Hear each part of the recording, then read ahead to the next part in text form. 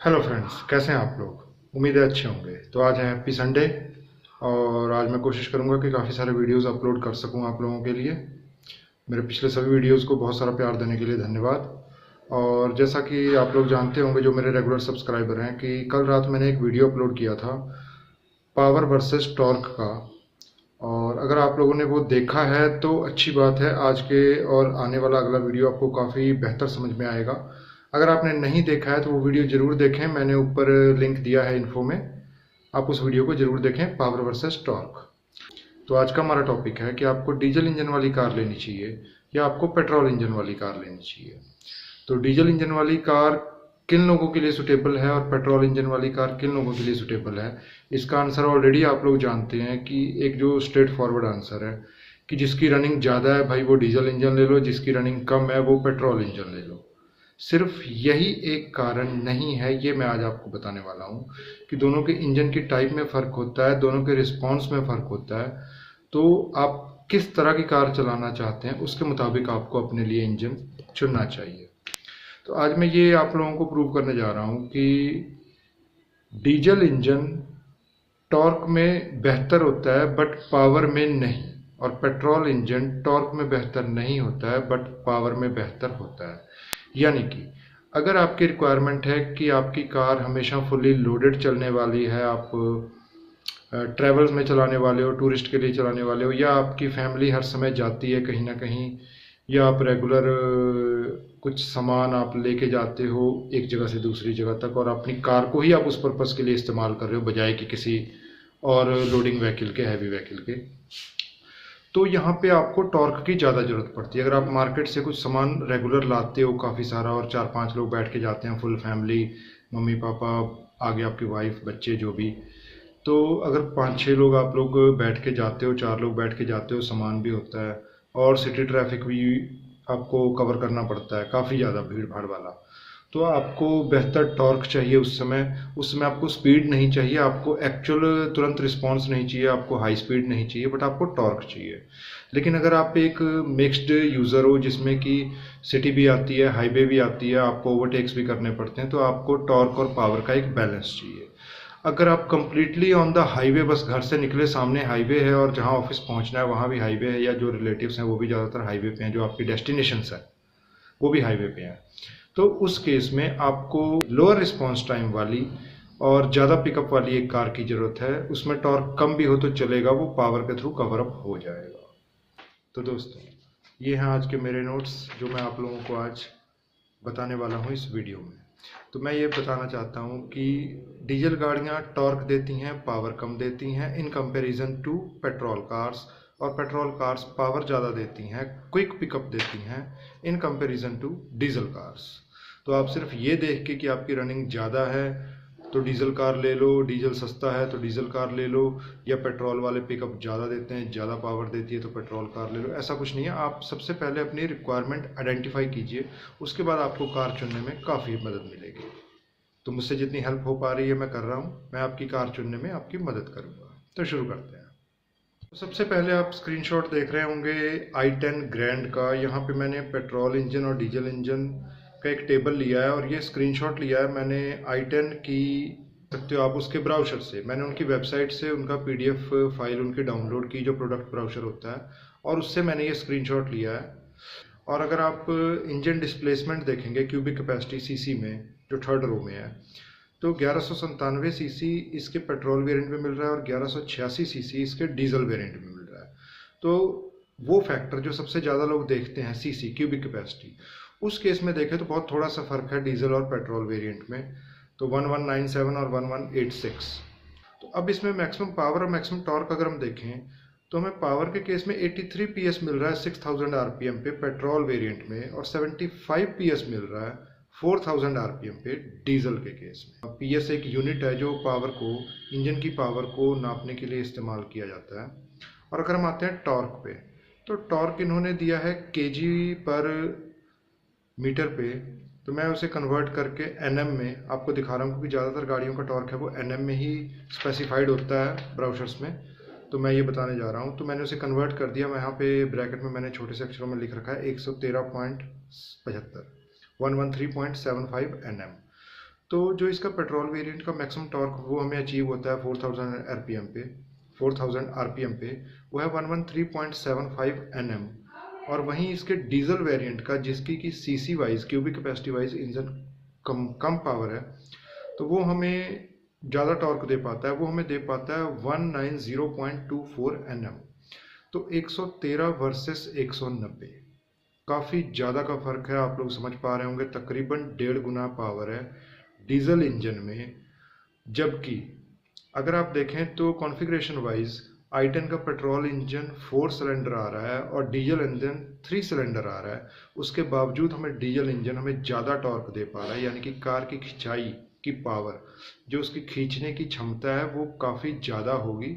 चाहे वो चढ़ाई पे हो, पहाड़ों पे हो, किसी भी तरह का इंक्लाइन हो, कार फुल्ली लोडेड हो, उसमें काफ़ी मोटे लोग बैठे हों, बूट पूरी तरह से फुल हो, तो भी आपको कार को चलाने में कोई भी फीलिंग नहीं आने वाली है कि इंजन का जोर लग रहा है, क्योंकि इसमें टॉर्क काफ़ी ज़्यादा है डीजल में। लेकिन इसकी पेपीनेस, इसका पिकअप थोड़ा सा आपको कम फील होगा अगर आपने पेट्रोल वेरिएंट की कार चलाई है तो अब हम अगली हम कार जो है चुनते हैं, वो है इग्निस। तो मारुति सुजुकी पे आते हैं। यह है इग्निस पेट्रोल और डीजल। तो अगर आप देखें तो इंजन पेट्रोल वाइज यहाँ पे हमें 1197 क्यूबिक कैपेसिटी मिलती है और डीजल वाइज इग्निस में 1248 की क्यूबिक कैपेसिटी मिलती है। तो दोनों ही 4 सिलेंडर इंजन है। पावर वाइज अगर देखें तो यहाँ पे 82.93 PS की पावर हमें मिलती है पेट्रोल में और 75.05 की पावर हमें मिलती है डीजल में। मामूली सा फर्क है, लेकिन डीजल की पावर कम होती है, यानी कि उसमें फुर्ती थोड़ी सी कम होती है, जोर ज़्यादा होता है। अगर आपने मेरा पिछला वीडियो देखा होगा तो आपको ये फुर्ती और जोर वाला वर्ड जरूर याद होगा। अब आते हैं टॉर्क पे। तो टॉर्क है यहाँ पे 113 Nm पेट्रोल वेरिएंट में और डीजल वेरिएंट में यहाँ पे हमें 190 Nm का टॉर्क मिलता है। तो लगभग क्यूबिक कैपेसिटी में इन्होंने फ़र्क दिया है 51 क्यूबिक कैपेसिटी का। 1197 अगर हम माइनस कर दें 1248 से तो हमारे पास 51 आती है वैल्यू। तो 51 सीसी का फ़र्क है दोनों के, पेट्रोल और डीजल में। और यहाँ पे टॉर्क वाइज फिर से अप्रॉक्स 1.5 टाइम, यानी कि 1.5 गुना फ़र्क है डीजल इंजन में। तो डिपेंड करता है कि आप जब लो कार तो अपनी रिक्वायरमेंट के हिसाब से लो। अगली अब हम कार कंपेयर करने वाले हैं सबसे पॉपुलर कार इंडिया की, मारुति सुजुकी स्विफ्ट। तो स्विफ्ट का पेट्रोल और डीजल वेरिएंट है आपके सामने। दोनों में 4 सिलेंडर इंजन है और फिर से इनका फ़र्क जो है वो इग्निस की तरह थोड़ा सा ज़्यादा है क्यूबिक कैपेसिटी में। 1197 है पेट्रोल का और 1248 है डीजल का। तो सेम ही इंजन है, सेम ही क्यूबिक कैपेसिटी है और पावर भी ये सेम हमें दे रहा है। 82.93 PS स्विफ्ट पेट्रोल और 75.05 PS डीजल स्विफ्ट। और टॉर्क के मामले में आए तो 113 Nm और डीजल के मामले में आए तो 190 Nm का टॉर्क ये जनरेट कर रहा है। तो स्विफ्ट और इग्निस दोनों ही हमें सेम पावर दे रही हैं डीजल और पेट्रोल में। तो आपको, अगर आप ये फील करते हो कि हाँ दोनों कारों को चलाने में कोई फ़र्क है, वो सिर्फ उनकी बॉडी वेट के कारण थोड़ा बहुत हो सकता है, वो भी निगोशिएबल है। बॉडी वेट बहुत ही कॉमन रखती है मारुति, 800 से 900 किलो के बीच ही रखती है और हम टाटा वाले शुरू करते हैं 1000 किलो के बाद। तो अगली हम जो कार देख रहे हैं वो है टोयोटा इटियोस लीवा। तो लीवा हमारे पास 4 सिलेंडर इंजन आते हैं डीजल में भी और पेट्रोल में भी। और क्यूबिक कैपेसिटी वाइज हमें पेट्रोल में मिलता है 1197 और डीजल में मिलता है 1364 सीसी। तो काफ़ी ज़्यादा का फ़र्क दिया, लगभग 1200 सीसी और एक है 1350 सीसी। 167 यानी 167 सीसी का फ़र्क है पेट्रोल वेरिएंट में और डीजल वेरिएंट में। पेट्रोल वेरिएंट में आपको 59 किलोवाट यानी कि 80 PS की पावर मिलती है और डीजल वेरिएंट में आपको 68 PS की पावर मिलती है। काफ़ी ज़्यादा फ़र्क है, तकरीबन 12 PS का। अगर हम टॉर्क की बात करें तो यहाँ पे 104 Nm का टॉर्क मिलता है आपको पेट्रोल में और 170 Nm का टॉर्क मिलता है आपको डीजल में। तो यहाँ पे भी तकरीबन 1.5 गुने से ज़्यादा का फ़र्क है इसके डीजल वेरिएंट में। अगली कार है हमारी टियागो। तो टाटा की टियागो यहाँ पे हमें पेट्रोल में मिलता है 1.2 लीटर, तकरीबन 1198 सीसी का इंजन है और पेट्रोल में डीजल में हमें मिलता है 1.05 लीटर, 1047-48 सीसी का ये इंजन है। तो 1.05 3 सिलेंडर डीजल इंजन मिल रहा है हमें और 1.2 लीटर 3 सिलेंडर पेट्रोल इंजन मिल रहा है हमें। टाटा टियागो में। अब आते हैं इसकी पावर पे। तो अब यहाँ पे मैक्स पावर जो ये इंजन दे पाता है पेट्रोल में वो है 85 PS, और डीजल के केस में है 70 PS, 15 PS का फर्क है। टॉर्क के केस में अगर हम आते हैं तो यहाँ पे 114 Nm का टॉर्क है पेट्रोल में, और डीजल के केस में यहाँ पे 140 Nm का टॉर्क है। तो ये 5 गाड़ियाँ मैंने कंपेयर करी हैं अभी तक। हुंडई की i10, मारुति की इग्निस, मारुति की स्विफ्ट, इटियोस, लीवा टोयोटा वालों की, और टाटा वालों की टियागो। इन पांचों ही काफ़ी ज़्यादा फेमस कार्स में मैं आप लोगों को एक ही चीज़ प्रूव करवा पा रहा हूँ कि डीजल कार टॉर्क ज़्यादा दे रही है बट पावर थोड़ी सी कम दे रही है, और पेट्रोल कार पावर ज़्यादा दे रही है, फुर्ती ज़्यादा है उसमें, बट टॉर्क थोड़ा सा कम दे रही है। अब ऐसा नहीं है कि पेट्रोल कार आप लेके बाज़ार में निकलोगे वो चलेगी नहीं, चलती हैं, बहुत अच्छा दौड़ती हैं। उनका एक्चुअली जो पावर है वो टॉर्क में कन्वर्ट हो जाता है जब ज़रूरत होती है। तो हमें कैजुअल यूज़ में प्लेन रोड्स पे या कहीं भी अगर हम हाईवे पे ओवरटेक्स कर रहे हैं तो हमें टॉर्क की उतनी ज़रूरत नहीं होती, हमें पावर की ज़रूरत होती है। टॉर्क हमेशा स्लो स्पीड से उठाने में, इंक्लाइन पे चढ़ने में, और रुकी हुई गाड़ी को चलाने में, या जब गाड़ी फुली लोडेड है उस समय उसको स्पीड देने में इस्तेमाल होता है। तो टॉर्क और पावर दोनों ही बहुत ज़रूरी हैं, दोनों ही एक दूसरे के पूरक हैं, एक दूसरे के बिना इनका काम नहीं चलने वाला है। बट ये वीडियो सिर्फ ये समझाने के लिए था कि आप अपनी ज़रूरत के हिसाब से कार लें। आपको टॉर्क की ज़्यादा ज़रूरत है या पेट्रोल, या आपको पावर की ज़्यादा ज़रूरत है। अभी मैं एक और बात शेयर करना चाहता हूँ। जो स्क्रीनशॉट मैंने अपने पिछले वीडियो में शेयर किए थे बलेरो के और स्कॉर्पियो के, तो वहाँ पे स्कॉर्पियो के स्क्रीनशॉट में मैंने एक चीज़ मेंशन नहीं करी थी, उसकी ज़रूरत नहीं थी एक्चुअली उस वीडियो में, इस वीडियो में ज़रूरत है। उस वीडियो के एंड में मैंने एक बात कही थी कि क्यूबिक कैपेसिटी का सीधा सीधा रिलेशन नहीं होता है पावर और टॉर्क से। मैं वही यहाँ पे क्लियर करना चाहता हूँ, ज़्यादा क्लियर करना चाहता हूँ कि अभी आप स्क्रीन पे देख पा रहे होंगे स्क्रीनशॉट स्कॉर्पियो का। तो स्कॉर्पियो पे यहाँ पे एक हमारे पास वेरिएंट्स आ रहे हैं, S3 का, S5, S7, और S7 में एक और वेरिएंट आता है, और S11 का। तो ये जो 4 वेरिएंट्स हैं, तो अगर आप देखें S3 में जो क्यूबिक कैपेसिटी है वो है 2523 cc, और इसका हमें जो पावर मिल रहा है वो 55.3 है किलोवाट में, और जो टॉर्क मिल रहा है वो 200 Nm है। अगर हम दूसरे साइड पे आए S5, S7, S11 के केस में, जो इसके दूसरे इंजन्स हैं दूसरे मॉडल के, तो यहाँ पे हमें जो क्यूबिक कैपेसिटी वाइज इंजन मिल रहा है वो पहले वाले से काफ़ी कम है, यानी 2179 cc।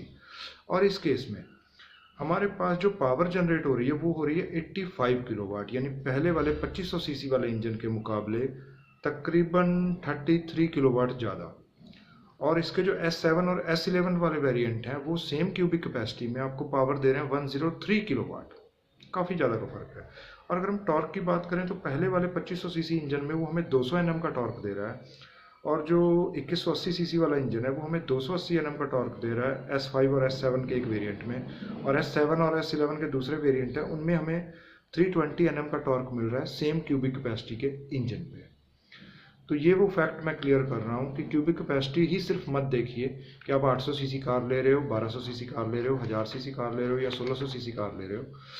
तो ये सिर्फ सीसी पे मत जाइए, आप एक्चुअल उसकी पावर और टॉर्क को भी कंपेयर कीजिए जब आप किसी 2 या 3 कारों को कंपेयर करते हैं। तो अपने अगले वीडियो में मैं प्राइसिंग पे भी आऊँगा कि डीजल इंजन के लिए आप जो एक्स्ट्रा पे कर रहे हो वो आप कैसे रिकवर करते हो।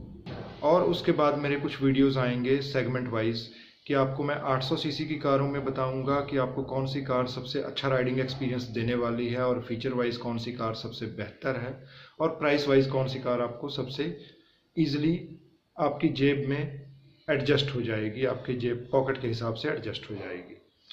और फिर 1000 cc की कारों पे भी आएंगे, 1200 cc की कारों में भी आएंगे, और उसके ऊपर के सेगमेंट को भी कवर अप करेंगे। तो धन्यवाद, इसी तरह से देखते रहिए, अपना प्यार मुझे देते रहिए, आप लोगों के सवालों का इंतज़ार रहेगा। आपके सुझावों से मुझे अगला वीडियो डिसाइड करने में मदद मिलती है कि मैं नेक्स्ट कौन से टॉपिक पे वीडियो बनाऊं। तो अपने सजेशंस देते रहिएगा, अपनी कंप्लेंट्स भी देते रहिएगा। Thank you, have a nice day.